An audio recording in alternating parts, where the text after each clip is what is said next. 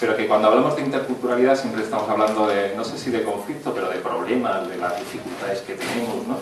Y por eso para mí era importante que hicierais ese pequeño trabajo individual, es decir, una experiencia significativa de interculturalidad no tiene por qué ser una experiencia negativa ni conflictiva, con la imagen esa negativa que tenemos de los conflictos, ¿no? Sino que puede ser una experiencia tranquilamente de intercambio, de encuentro, de conocimiento, de crecimiento entre personas que formamos a veces parte de culturas diferentes o de grupos diferentes, ¿no?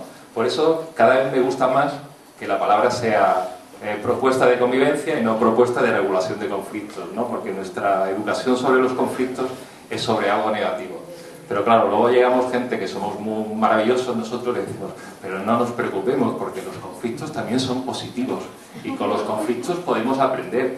De hecho, si no hubiera conflictos, pues sería un mundo como muy anodino, ¿no? No habría vida, ¿no? En ese sentido, ¿no? El conflicto es pedagógico, el conflicto sirve para que crezcamos como personas, para que transformemos la sociedad. O sea que a veces cuando no hay conflicto no significa que no haya situaciones de injusticia, no significa que haya gente que no tenga sus necesidades cubiertas, ¿no? Es decir, que a veces es un poco como la imagen que tenemos, ¿no? Y para mí sí es importante el pensar que según la imagen que tenemos de lo que son los conflictos y de lo que es la convivencia, eso es lo que luego nos orienta a la hora de trabajar nuestras propuestas, nuestros programas de convivencia, nuestras formas de regular los conflictos.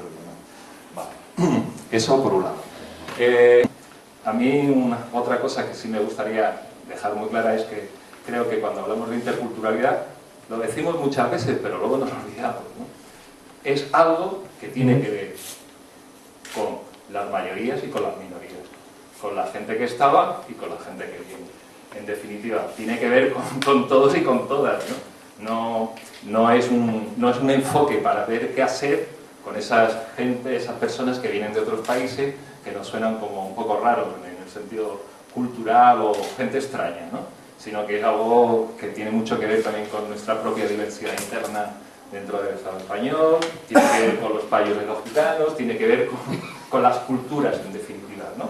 Y desde ahí sí que me parece que podríamos tratar muchos temas que tienen que ver con propuestas de convivencia intercultural. Es decir, no importa que lo que nos haya dinamizado en un momento determinado son los hijos de inmigrantes que acuden a las escuelas, hijos e hijas, o nuestros nuevos vecinos que vienen a vivir en nuestros barrios, en nuestro pueblo, sino decir, por lo menos eso nos dinamiza pensar un poquito sobre todos estos temas, ¿no? Y a partir de ahí, bueno, pues apostar por trabajar en un sentido o trabajar en otro. Lo que ha trabajado ella para ubicar un esquema con el que nosotros venimos trabajando desde que nacimos como colectivo Amani y que nos sirve tanto para pensar la interculturalidad o una propuesta de educación intercultural desde una perspectiva general, o sea, pensar en la diversidad cultural, pensar en ese intercambio entre personas de diferentes culturas como un hecho social que sucede en nuestro entorno y un hecho conflictivo en sí mismo, por el simple motivo de que nos encontramos gente en un mismo lugar, miembros pertenecientes a otras culturas, otra forma de comprender el mundo, otra forma de entender lo que es la comunicación, es decir, hay gente de diferentes culturas en un mismo espacio, ¿no? Pues el poder pensarlo desde una perspectiva general, ¿qué tiene que ver esto de la educación intercultural? Una propuesta de intervención sobre esto de las mayorías y las minorías y las culturas y lo intercultural y demás, y también pensarlo un poco para cualquier tipo de situación conflictiva pequeñita que suceda entre personas en concreto en el marco de la escuela o en cualquier otro marco. ¿De acuerdo? El mundo del que venimos nosotros como colectivo Amani, aparte del mundo educativo, del mundo de la intervención social, tiene que ver con eso que es la educación para la paz, la educación para el desarrollo. Eso fue un poco lo que nos dio las ideas para en un momento determinado hacer una propuesta que tuviera que ver con la educación intercultural, pero desde la perspectiva de decir, bueno, ¿qué hacemos con las situaciones de conflicto que se nos plantean socialmente, las pequeñitas y las grandes, ¿no? Entonces, el esquema que seguíamos, que nos planteamos y que nos seguimos planteando, es un esquema como de educación para la paz de toda la vida, es decir, las fases dentro de un proceso de análisis y regulación de conflictos, ¿de acuerdo? Lo que está puesto aquí son como 3, 4 puntitos que serían para nosotros la forma de trabajar lo que es la interculturalidad o la propuesta de educación intercultural desde una perspectiva general, y también para hablar o pensar todo esto desde una perspectiva de una situación conflictiva particular y concreta. ¿Bien?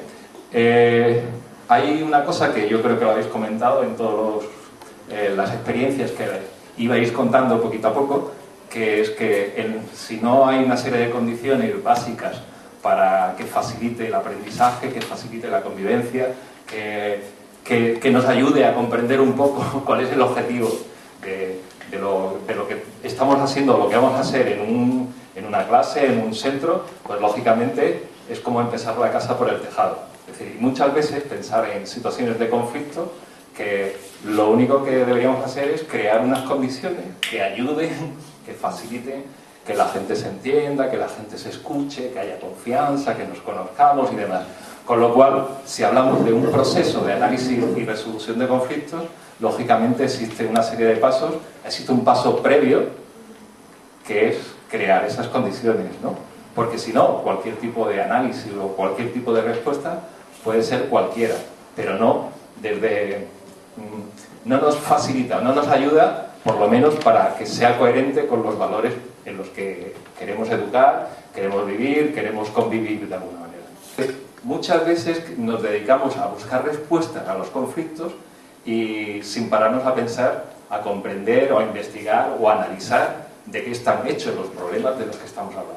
Porque a lo mejor son situaciones que tienen que ver con los perjuicios, con los estereotipos, con un montón de cosas que no son muy importantes, ¿no? O sea que no hay un gran problema.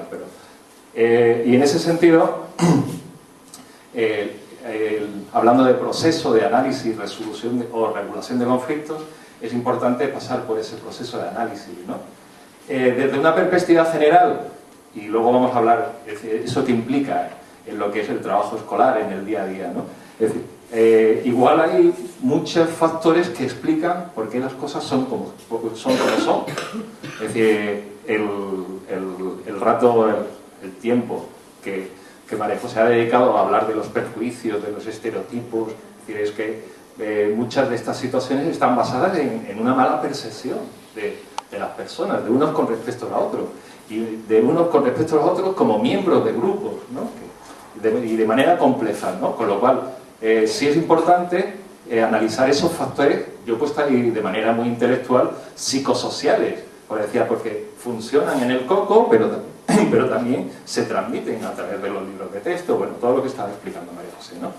En ese sentido, creo que hay más factores que explican la realidad como multicultural, o la realidad como diversa culturalmente, ¿no? La que vivimos, ¿no? Y tienen que ver mucho con, he puesto aquí, factores antropológicos, ¿no? Así para darle mucha importancia, ¿no? Pero todo esto es muy simple. Cuando estamos hablando de cultura, ¿de qué estamos hablando? Y cuando las culturas se juntan, o las culturas no se juntan las personas, los colectivos, ¿no? ¿Qué pasa? ¿La relación son de igual a igual? Porque antes estábamos discutiendo un poquito y se nos olvidaba, yo creo, una cosita, es decir, las relaciones que establecemos entre las personas, entre los colectivos, existe una cosa que se llama poder, relaciones equilibradas, relaciones desequilibradas, y a veces las relaciones no son equilibradas. Es decir, dentro de la discusión que estamos teniendo, a veces yo creo que nos íbamos un poco a lo abstracto, pero en la realidad, cuando dos personas se juntan, no están de igual a igual.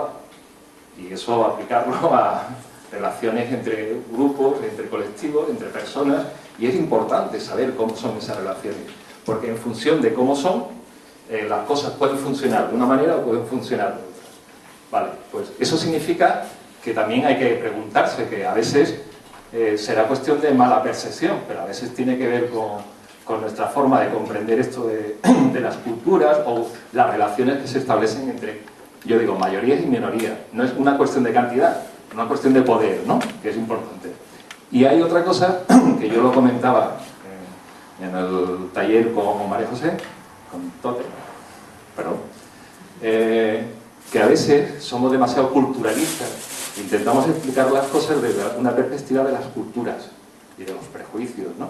Pero que tenemos que comprender lo que son las relaciones socioeconómicas, las relaciones entre los países del norte y los países del sur, esta sociedad cómo está montada. Es decir, que a veces intentamos resolver o intentar comprender situaciones de conflicto y nos olvidamos que estamos en un contexto que no es un contexto ni justo y que muchas de las explicaciones tienen que ver con lo socioeconómico, ¿no? Vale, pues esto para mí es una perspectiva que tiene que ver con lo general, ¿no? Pero si no hacemos todo esto, como que nos vamos a trancar mucho a la hora de buscar respuestas, y buscar respuestas en un momento determinado tiene que ver con decir, pues igual es interesante hacer un plan de acogida, eso es una respuesta, ¿no? Eso es una forma de gestionar la situación que tienes, ¿no? O igual está bien trabajar con mediadores, o igual, pero lógicamente tenemos que intentar ubicar de eso que decimos de interculturalidad, o eso que decimos de proyecto o propuesta de educación intercultural, de qué está hecho, ¿no? Pasamos a un siguiente paso que tiene que ver con decir, vale, sabemos cómo funciona el conflicto pequeño, sabemos cómo funcionan este tipo de situaciones o lo que es esas relaciones o esa convivencia desde la perspectiva de la diversidad cultural y cómo lo resolvemos. ¿Qué hacemos? ¿Qué actitudes, con qué actitudes trabajamos? ¿En qué actitudes educamos? ¿Qué habilidades son las que vamos a aprender, ¿no? Para abordar los conflictos pequeños y también el comprender los conflictos en un sentido más social, ¿no? ¿Y con qué modelos, no? Es decir, que tendrán que ser coherentes con aquellos valores que de alguna manera pensamos que son los interesantes para educar, ¿no? Y bueno, y esto último que pone la planificación de cambios, es decir, a veces no es una cuestión de tener actitudes o habilidades para resolver o abordar los conflictos de una forma más constructiva, más positiva, más cooperativa, sino es cuestión de cambiar el contexto, de cambiar la estructura, de cambiar muchas cosas que no solamente tiene que ver con el mundo de los valores, ¿no? Los conflictos no suceden en abstracto, en el aire, sino suceden dentro de un contexto y ese contexto, muchas veces cambiándolo, facilita que la respuesta o las situaciones estén en otro punto completamente diferente.